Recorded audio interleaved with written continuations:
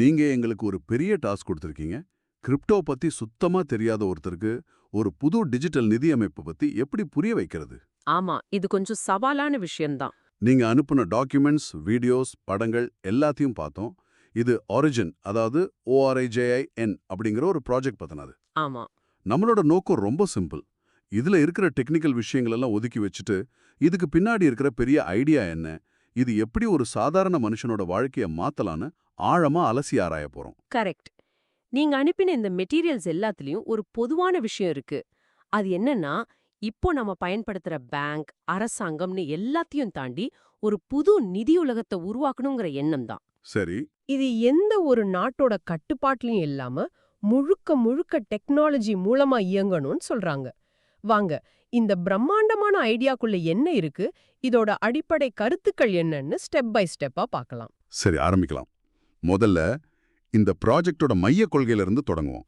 உங்க சோர்ஸ்ல ஒரு படத்துல பெருசா போட்டிருந்துச்சு, டிஜிட்டல் நாகரிகத்திற்கான நெறிமுறை. தி புரோட்டோகால் ஆஃப் டிஜிட்டல் சிவிலைசேஷன். ஆமா, கேட்கவே ரொம்ப பிரம்மாண்டமா இருக்கு. இது வெறும் பணத்தை அனுப்புற ஒரு சிஸ்டம் மட்டும் இல்ல, ஒரு புது நாகரிகத்திற்கான அடித்தளம்னு சொல்றாங்க. அப்படின்னா என்ன அர்த்தம்? அதுதான் இதுல சுவாரஸ்யமான விஷயமே. அவங்க என்ன சொல்றாங்கன்னா, இப்போ இருக்கிற சிஸ்டம் அதிகாரத்தை வச்சு இயங்குது. ஆமா, அரசாங்கம், பேங்க்ஸ் மாதிரி. அதேதான். ஒரு அரசாங்கம் நினைச்சா பணத்தை அச்சடிக்கலாம், ஒரு பேங்க் நினைச்சா உங்க அக்கவுண்ட முடக்கலாம். ஆனா இங்க அதிகாரம் யார்கிட்டயும் இல்ல, அது முழுக்க முழுக்க கோடு கிட்ட தான் இருக்கு. கோட், அதாவது கம்ப்யூட்டர் கோடு. ஆமா, அதாவது எழுதப்பட்ட விதிகளின் படிதான் எல்லாமே நடக்கும். ஒரு தடவை ஒரு விதிய உருவாக்கிட்டா அதை யாரும் மாத்த முடியாது. இது எந்த ஒரு நாட்டுக்கும் சொந்தமில்லாத, யாராலும் கட்டுப்படுத்த முடியாத ஒரு உலகளாவிய பண அமைப்பு. ஓகே, அப்போ நீங்க சொல்றது பரவலாக்கம், அதாவது டீசென்ட்ரலைசேஷன் பத்தி தானே? இந்த வார்த்தையை நான் நிறைய தடவை கேட்டிருக்கேன். ஆனா சிம்பிளா சொல்லணும்னா அதுக்கு அர்த்தம் என்ன? ஒரு பேங்க் இல்லாம பணம் எப்படி இயங்கும்? சூப்பரான கேள்வி. எளிமையா ஒரு உதாரணம் சொல்றேன். ஒரு கம்பெனி இருக்குன்னு வச்சுப்போம். சரி. அந்த கம்பெனியோட முதலாளி தான் எல்லா முடிவையும் எடுப்பார். இதுதான் மையப்படுத்தப்பட்ட அமைப்பு, சென்ட்ரலைஸ்ட். ம். ஆனா ஒரு அபார்ட்மெண்ட் சங்கம் இருக்குன்னு கற்பனை பண்ணிக்கோங்க. அங்க குடியிருக்கிற எல்லாரும் சேர்ந்து பேசிதான் முடிவெடுப்பாங்க. யாருக்கும் தனிப்பட்ட அதிகாரம் கிடையாது. இதுதான் பரவலாக்கப்பட்ட அமைப்பு, டீசென்ட்ரலைஸ்ட். ஓஹோ, புரியுது. இங்க பேங்க்ங்கிற முதலாளி கிடையாது. நெட்வொர்க்ல இருக்கிற ஆயிரக்கணக்கான கம்ப்யூட்டர்ஸ் தான் அந்த பேங்க் செய்யற வேலைய சேர்ந்து செய்யுது. இதனால வெளிப்படைத்தன்மை இருக்கும், ஊழலுக்கு வாய்ப்பே இல்லைன்னு இவங்க சொல்றாங்க. இது கேட்க நல்லாதான் இருக்கு. ஆனா எதுக்காக இவ்ளோ பெரிய மாற்றம் தேவை? இப்போ இருக்கிற சிஸ்டம்ல என்ன பிரச்சனை? உங்க சோர்ஸ்ல ஒரு வீடியோவுல ஒரு நாடு இன்னொரு நாடு மேல வரி விதிக்கிறதுனால வர்த்தகம் எப்படி பாதிக்கப்படுதுன்னு சொல்லியிருந்தாங்க. ஆமா, ஒருவேளை அந்த மாதிரி அதிகார துஷ்பிரயோகங்களை தடுக்கிறது தான் இதோட நோக்கமா? மிகச் சரியா சொன்னீங்க. இது டெக்னாலஜிய பத்தின விஷயம் மட்டுமல்ல, இது அதிகாரத்தை பத்தினது. சமீபத்துல கனடாவுல நடந்த போராட்டத்துல அரசாங்கம் போராட்டக்காரர்களோட பேங்க் அக்கவுண்ட்டுகளை முடக்குச்சு. ஆமா, அது பெரிய நியூஸ் ஆச்சு. அதாவது உங்க பணம் உங்க பேங்க்ல இருந்தா கூட அது முழுசா உங்க கட்டுப்பாட்டுல இல்ல. அரசாங்கம் நினைச்சா அதை முடக்க முடியும். உண்மைதான். இந்த மாதிரியான நிகழ்வுகளுக்கு ஒரு பதிலடி தான் இந்த பரவலாக்கப்பட்ட நிதி அமைப்பு. உங்க சொத்து உங்ககிட்ட தான் இருக்கணும், அதை யாராலும் பறிக்கவோ முடக்கவோ தணிக்கை செய்யவோ கூடாதுங்கிற நிதி இறையாண்மை, ஃபினான்ஷியல் சாவரனிட்டி தான் இதோட அணிவேர். வாவ், இப்போ புரியுது. இது வெறும் ஒரு புது டெக்னாலஜி இல்ல, இது ஒரு அரசியல் நிலைப்பாடு. அதிகாரத்தை அரசாங்கங்களிடமிருந்தும் நிறுவனங்களிடமிருந்தும் தனிநபர்களுக்கு திருப்பி கொடுக்கும் ஒரு முயற்சி. சரி, இந்த பெரிய ஐடியாவை செயல்படுத்த இவங்க எந்த கருவிகளை பயன்படுத்துறாங்க? இது எப்படி நிஜத்துல வேலை செய்யுது? சரி, இப்போ இன்ஜினியரிங் பகுதிக்கு வருவோம். இந்த சிஸ்டத்தோட கட்டுமான பொருட்கள் 3 முக்கியமான விஷயங்கள். முதலாவது, எல்லாருக்கும் தெரிஞ்ச கிரிப்டோ கரன்சி. ம். இது கிரிப்டோகிராஃபிங்கிற ஒரு சக்தி வாய்ந்த என்கிரிப்ஷன் டெக்னாலஜி மூலமா பாதுகாக்கப்பட்ட ஒரு டிஜிட்டல் பணம். அடுத்து பிளாக் செயின். பிளாக் செயின், இதை ஒரு டிஜிட்டல் நோட்டு புத்தகம்னு சொல்றாங்களே, அதுதானே? அதேதான். ஆனா இன்னொரு படி மேல யோசிப்போம். ஒரு மீட்டிங்ல 10 பேர் இருக்கீங்க. ஒரு நோட் புக்ல கணக்கு எழுதுறாங்க. சரி. மீட்டிங் முடிஞ்சதும் அந்த ஒரு நோட் புக்கை ஜெராக்ஸ் எடுத்து 10 பேருக்கும் கொடுத்துடுறாங்க.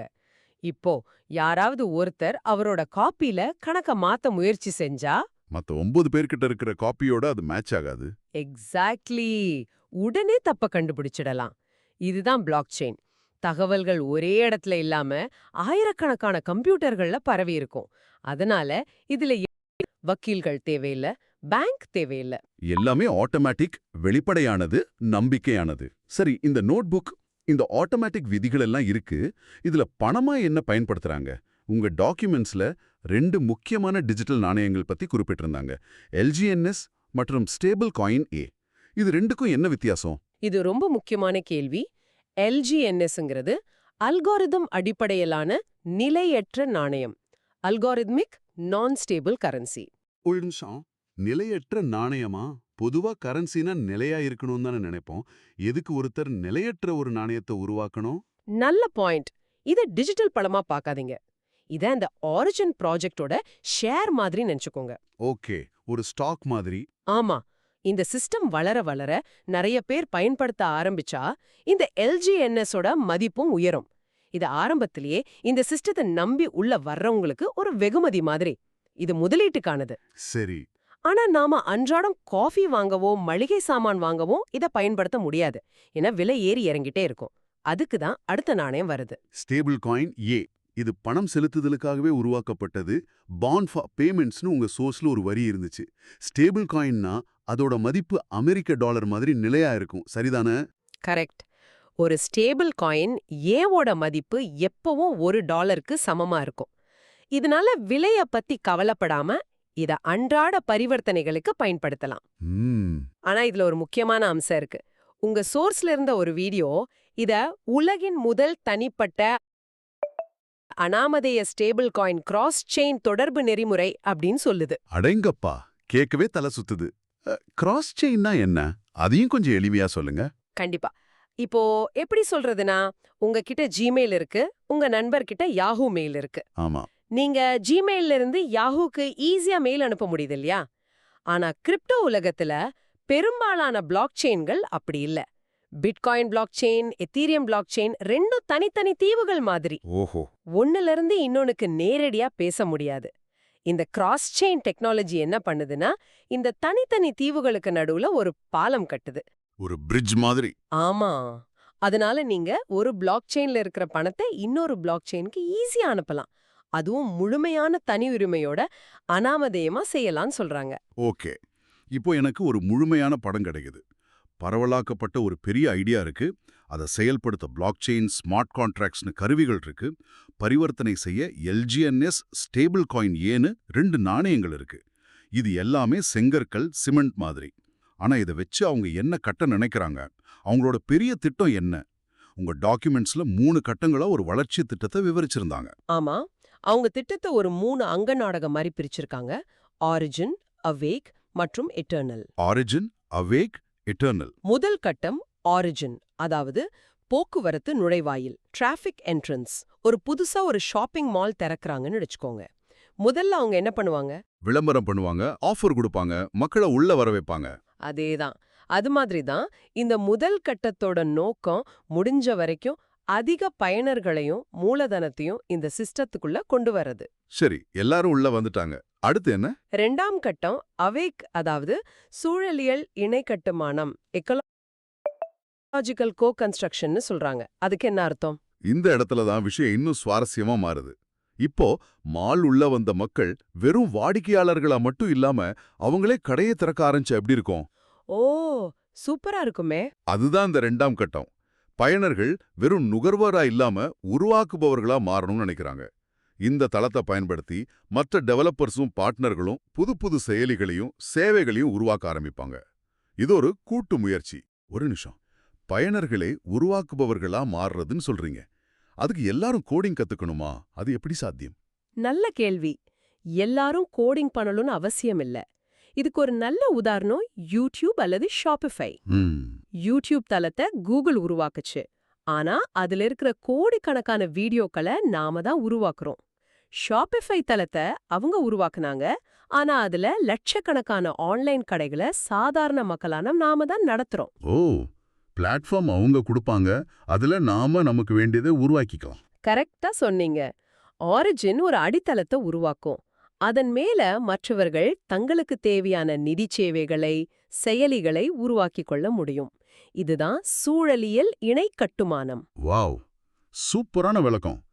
அப்போ இதுதான் கடைசி கட்டமா, இல்லனா 3வது கட்டம் எட்டர்னல் ஒன்னு இருக்கே, சூழலியல் தரையிறக்கம், எக்கோலாஜிக்கல் லேண்டிங், வரணும். Real world usage. ஆமா, இது மக்களின் அன்றாட வாழ்க்கையோட ஒரு பகுதியா மாறணும். உங்க சோர்ஸ்ல உள்ள ஒரு வீடியோ இத ரொம்ப அழகா சொல்லுது. நிஜ உலக பணம் செலுத்துதல்கள் மற்றும் சொத்து பரிமாற்றங்களை கையாளும் ஒரு உலகளாவிய நிதி உள்கட்டமைப்பாக மாறுவது. நிஜ உலக சொத்துக்களா? அப்படின்னா யோசிச்சு பாருங்க, உங்ககிட்ட ஒரு வீடு இருக்கு. அந்த வீட்டை நீங்க விற்கணும்னா எவ்ளோ பேப்பர் ஒர்க், எவ்ளோ நாள் ஆகும்? மாசக்கணக்கில் ஆகும். ஆனா அந்த வீட்ட 1000 டிஜிட்டல் டோக்கன்களா மாத்தி அத ஒரு ஷேர் மார்க்கெட்ல பங்குகளை விக்கிற மாதிரி உடனுக்குடனே விற்க முடிஞ்சா எப்படி இருக்கும்? இதுதான் அவங்க சொல்றது. ரியல் எஸ்டேட், கலைப்பொருட்கள், தங்கம்னு எந்த ஒரு நிஜ உலக சொத்தையும் டிஜிட்டல் டோக்கனா மாத்தி இந்த தளத்துல உலகத்துல யார் வேணும்னாலும் வாங்கி விற்கலாம். இது உண்மையிலேயே ஒரு பெரிய விஷயம். ஆமா, இதுதான் அந்த எட்டர்னல் கட்டத்தோட பிரம்மாண்டமான பார்வை. இது உண்மையிலே ஒரு அறிவியல் புனைக்கதை மாதிரி தான் இருக்கு. ஆனா இதுதான் அவங்களோட லட்சியம். இவ்வளவு நேரம் நாம பேசுனதெல்லாம் ஒண்ணா சேர்த்து பார்ப்போம். இதெல்லாம் கேட்க ரொம்ப பெருசா இருக்கு. ஆனா கிரிப்டோ பத்தி எதுவும் தெரியாத ஒருத்தருக்கு ஆர்ஜுன் கொடுக்கிற வாக்குறுதிகள் என்ன? சிம்பிளா இதனால எனக்கு என்ன பயன்னு கேட்டா என்ன பதில் சொல்றது? நல்ல கேள்வி. உங்க டாக்குமெண்ட்ஸ்ல ஒண்ணு இல்ல, 2026ல உலகம் 2வது நிதியமைப்பு பெறும்னு ஒரு லிஸ்ட் போட்டிருந்தாங்க. அதுல இருந்து சில முக்கியமான பாயிண்ட் சொல்லுங்களேன். கண்டிப்பா. அவங்க குடுக்கிற முதல் வாக்குறுதி, எந்த ஒரு நாடு அல்லது வங்கியையும் சாராத, யாருடைய கட்டுப்பாட்டிலும் இல்லாத ஒரு நிலையான பண அமைப்பு. அதாவது, உங்க பணம் உண்மையிலேயே உங்களுடையது. சரி. 2வது, யார் வேணும்னாலும் பயன்படுத்தக்கூடிய, யாராலும் முடக்க முடியாத, கண்காணிக்க முடியாத உலகளாவிய கொடுப்பனவுகள். நீங்க யாருக்கு எப்போ எவ்வளவு பணம் அனுப்புறீங்கங்கிறது உங்களுக்கும் அவங்களுக்கும் மட்டும்தான் தெரியும். 3வதா வெவ்வேறு பிளாக் செயின்களை இணைச்சு ஒரு ஒருங்கிணைந்த நிதிச் சந்தையை உருவாக்குறது. நீங்க சொன்னீங்க இல்லையா, தனித்தனி தீவுகளை இணைக்கிற பாலம் மாதிரி அதுவும் இருக்கு. ஆனா அந்த லிஸ்ட்ல என்ன ரொம்ப கவர்ந்த ஒரு வரி இதுதான். மனித குலத்திற்காக யாராலும் மூடவோ பறிமுதல் செய்யவோ கட்டுப்படுத்தவோ முடியாத ஒரு மதிப்பு சேனலை நாங்கள் பாதுகாப்போம். ஆமா. இது வெறும் ஒரு டெக்னாலஜி வாக்குறுதி மாதிரி இல்ல, ஒரு புரட்சிகரமான அறிக்கை மாதிரி இருக்கு. ஆமா, இதுதான் அவங்க சொல்ல வர்ற மொத்த கருத்தோட சாரம். இதுக்கு பின்னாடி இருக்கிறது நிதி இறையாண்மை மற்றும் தனி உரிமைக்கான ஒரு தேடல். உங்க சொத்துக்களை நினைச்சு நீங்க கவலைப்படக்கூடாது. ம். அது முடக்கப்படுமோ பறிமுதல் செய்யப்படுமோங்கிற பயம் இல்லாம அதோட முழுமையான கட்டுப்பாடும் உங்ககிட்ட இருக்கணும். இதுதான் ஒரு சாதாரண பயனருக்கு இந்த ப்ராஜெக்ட் கொடுக்க நினைக்கிற மிகப்பெரிய நன்மை. சூப்பர். இன்னைக்கு நாம ஒரு பெரிய பயணமே போயிருக்கோம். ஒரு புது சுதந்திரமான நிதி அமைப்புங்கிற பெரிய ஐடியால ஆரம்பிச்சு அதுக்கு தேவையான பிளாக் செயின், ஸ்மார்ட் கான்ட்ராக்ட்ஸ் கருவிகளை பார்த்து அதோட 3 கட்ட வளர்ச்சி திட்டம் வரைக்கும் ஒரு முழுமையான பார்வையை பார்த்திருக்கோம். சுருக்கமா ஒரே வரியில சொல்லணும்னா, ஆரிஜினோட நோக்கம் டெக்னாலஜிய பயன்படுத்தி பாரம்பரிய நிறுவனங்கள் மற்றும் அரசாங்கங்களுக்கு பதிலா கோட் மற்றும் சமுதாயத்தை அடிப்படையா வச்சு ஒரு நிதி அமைப்பை உருவாக்குறது தான். சிஸ்டமே கோட் தான். ஆமா, இது அதிகாரத்தை சிலரிடமிருந்து பறித்து அத ஒரு நெறிமுறைக்கு, ஒரு புரோட்டோகாலுக்கு மாத்திர ஒரு முயற்சி. இதன் மூலம் அதிக வெளிப்படைத்தன்மை, தனியுரிமை மற்றும் பயனர் கட்டுப்பாட்டை கொடுக்கணுங்கிறது தான் இவங்களோட இலக்கு. இறுதியா நீங்க யோசிக்கிறதுக்காக ஒரு கேள்வி. உங்க டாக்குமெண்ட்ஸ்ல இந்த அமைப்பு உண்மையான ஆளும்